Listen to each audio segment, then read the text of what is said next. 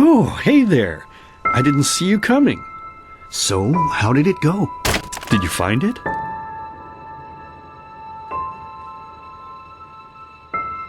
Where are we? We're at home, silly. Where else would we be? Just Mommy, sister, you and me. Now tell me, how did it go? Did you find it? No? Pity. Maybe you're simply looking in the wrong places. Did you ever think of that? Oh well, who knows? Say, why don't you go inside and see if you can help Mommy with the cooking? The Creator was kind to us today and sent a big fat elk right in front of my bow. All right?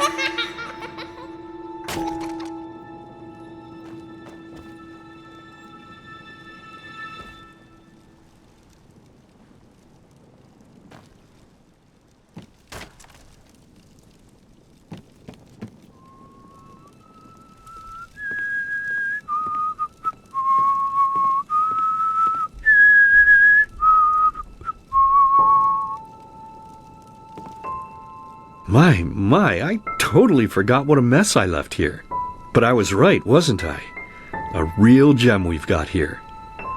Well then, let's waste no more time and get to it, shall we? What? Now would you look at that? I totally forgot about them. They're dead, don't you remember? You murdered them back then, both of them. But hey, no use crying over spilled milk, right? At least this means there's more meat for the two of us. You still remember how to do this, right? First, off with the skin. Slice up the belly, then out with the entrails. I'll look for a nice sharp knife in the meantime, to cut off the head. I don't think either of us wants to eat that, do we?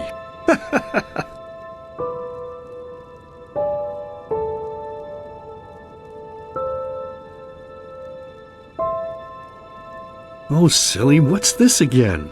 We both know that's a lie. You did it. I remember it all. First, you set this horrible fire to your sister's crib. She screamed and screamed, and Mommy heard it, but when she finally got there, nothing was left of her but burnt flesh. And, oh gosh, do we really need to go through this again? You know how sad it makes me when you do this. You killed them, period. No matter how often you tell me you didn't, it changes nothing. You hear me? Nothing. Now please, let's start cooking. I'm so bloody damn hungry. Oh, by the Creator's name, why are you telling these lies? Isn't it enough that you murdered us? Do you really have to bother me over and over with your stupid, pathetic, and pointless whining? You know, sometimes I wish the Creator would have made me just a little less merciful. Just a little less pious.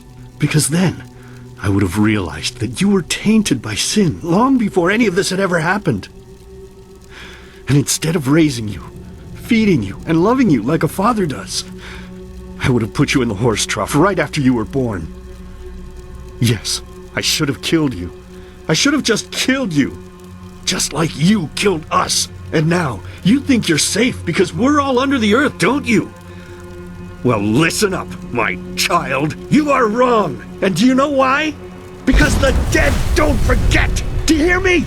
The dead don't forget. Now enough of this useless chatter. I'm bloody starving. Bring me the meat, you spoiled brat. Bring it to me. Bring me a nice crisp piece of meat. Bring me a nice crisp piece of meat. Bring me a nice crisp piece of meat. Bring me a nice crisp piece of meat. Bring me a nice crisp piece of meat.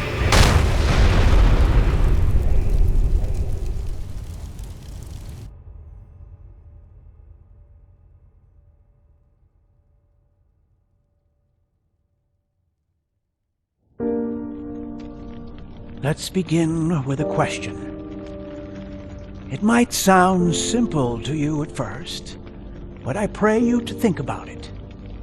What distinguishes a free man from a slave? For now, however, let us start this story where another one ended 3 years ago, with the death of the Lightborn.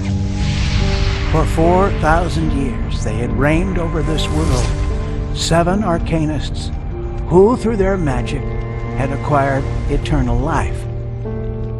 In a time of chaos, they gave mankind what they thought it needed most. To be ruled over with an ironclad, fair hand. Within just 1 century, they united the shattered lands, and a single century later, their human origin was forgotten. They became gods, or Lightborn, as they let themselves be worshipped as. Yet the longer they reigned, the louder the voices grew that accused them of tyranny, the loudest being that of Naranzul Aranthi. And he succeeded in achieving what was once thought impossible. He gathered an army, overturned the Lightborn, and gave back freedom to mankind. However, the price for this was high, because where there are gaps of power, fights erupt. As such, this world grew into what it is today, shattered, riven, and broken into pieces.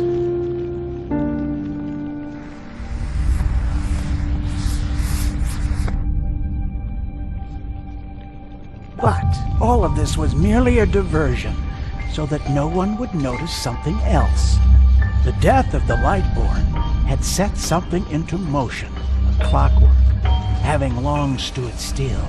Its gears now once again slowly began to turn. This is the story of someone who wanted to be free.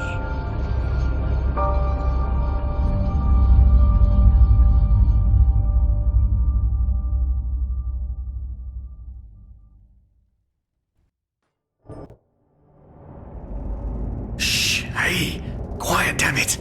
You wanna wake up the entire ship or what?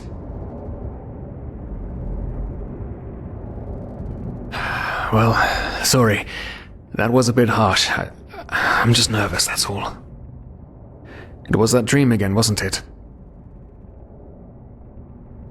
Uh-huh. Seriously, if we had a penny for every night since we met where you woke up screaming, we'd probably be traveling to Enderal in our own starship and... well, not like this. Some things never change, I guess. Do you ever ask yourself if maybe you blame yourself for all of this? For what happened to your family, I mean?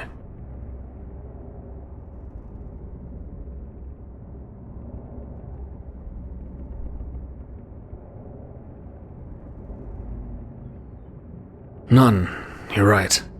But... who knows? Maybe everything is going to be different now.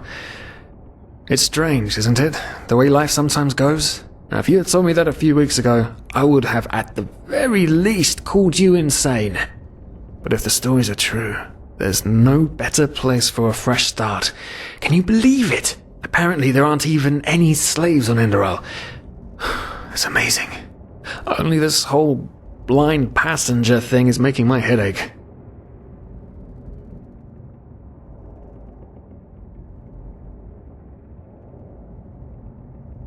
We're talking about 500 pennies here. Even if we're able to find a job over there, we will still need the money for ourselves. Don't fool yourself. What we're doing here is theft. Unfortunately. But anyway, what's done is done. I just hope the Andralians are easier on Outlanders than the Neramis are. Your mother was a fugitive as well, wasn't she? Where exactly did she come from? You've told me 100 times, but I just keep on forgetting it.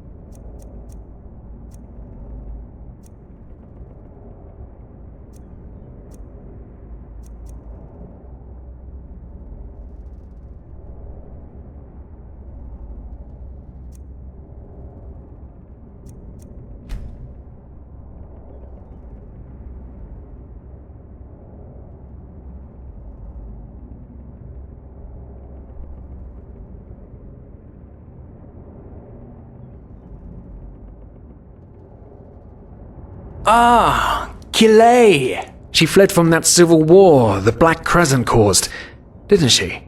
Ironic, isn't it? Seems some parents pass on their fates to their children. Anyway.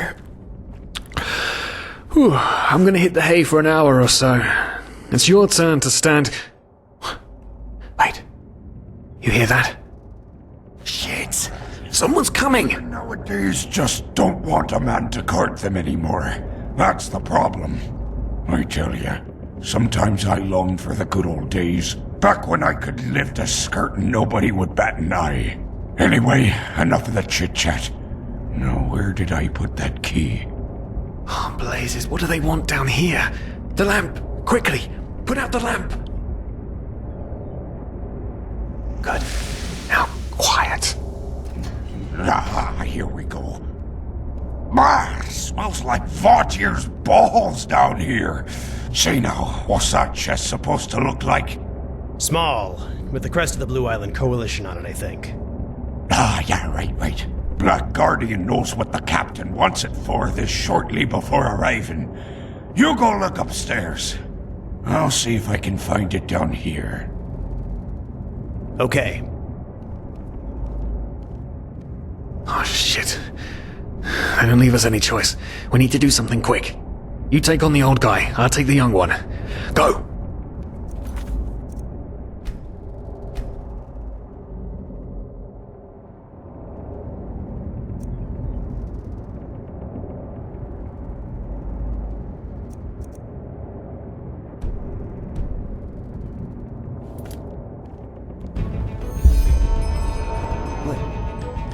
Someone's there.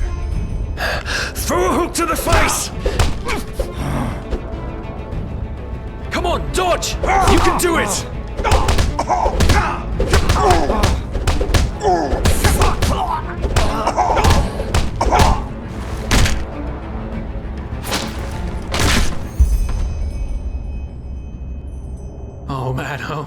Oh man. That wasn't part of the plan. Not at all.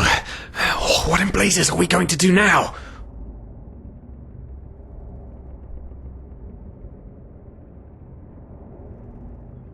Yes, of course. That makes sense. One of them said it's not much longer until we arrive. With a little luck, no one will notice they're gone until then. Come on. Help me search. There must be a rope or something. And I thought we were over the hump when we made it on board. It just can't ever be easy, can it?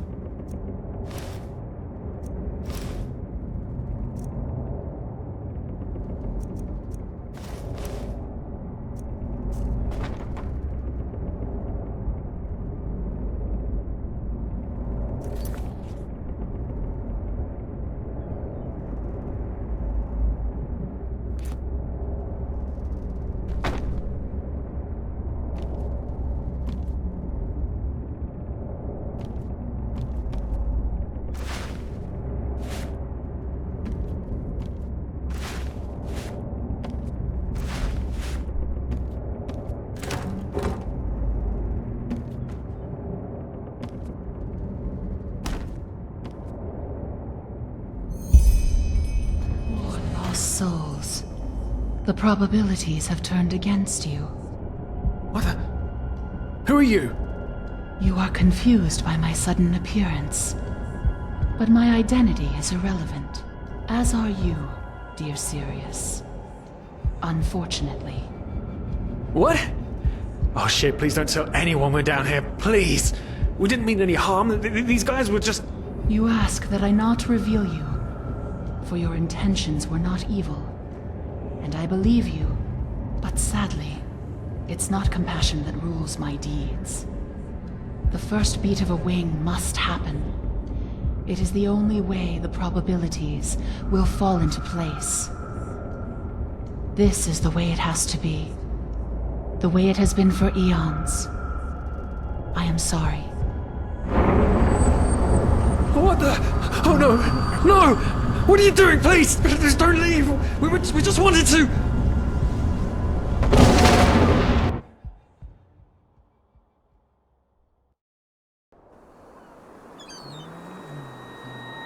Let's summarize. After we had left Ostian, the two of you hid in the cargo and lived on our stocks. Then when Rick and Sebald found you, you gave them a beating, and all of a sudden a veiled woman appeared and knocked you out with wild magic. Is that about it? Yes, I know it sounds crazy, but it's the truth. Please, my dame, we didn't have a choice. You've got to believe us, the war, we just wanted a second chance, that's all. A second chance. Yes, I think I understand you. You wanted to start a new life in a new land. And as my ship is one of the only ships still sailing the route since the wars, you were simply forced to board without paying. Yes, we could work for you, you know? We could scrub the deck, peel potatoes, anything to pay off our debt. And as soon as we've arrived... Heartbreaking. How truly, truly heartbreaking. But let's be honest. You did have a choice. You could have signed on like all the others did, but you didn't. Instead, you've nested on my ship like flesh maggots, enjoying the good life while my crew actually had to earn their keep. And now you're feeding me this bullshit about veiled women and wild magic? How stupid do you think I am? I know your kind. You are cutthroats, filchers. At least have the guts to admit it. What? No. You're wrong. Please, just let me explain. I don't give a shit for your explanations. If there's one thing I hate more than cowards, it's people trying to pluck my heartstrings. You two are scum, and there's only one kind of punishment for scum on my ship. Pull him up, Ruger. But Captain, they... Do it. Of course, Captain. I'm sorry, lad. You should have stayed in Narim. But... You can't do this. Oh, believe me, I can. No.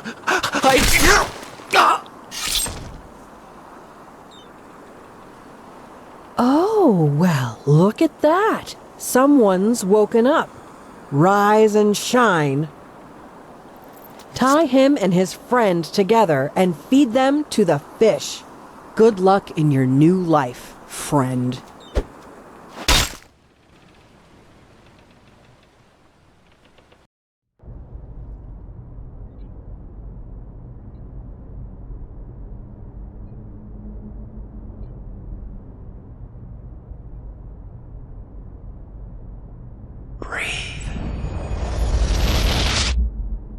Tell me, what is time to the dead?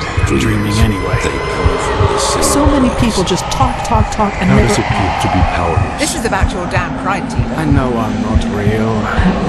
At least not according to your definition. I know damn well I'm Tina. There was nothing I could do. This isn't happening. But then again, This just isn't happening. What is reality anyway? Selfish fool!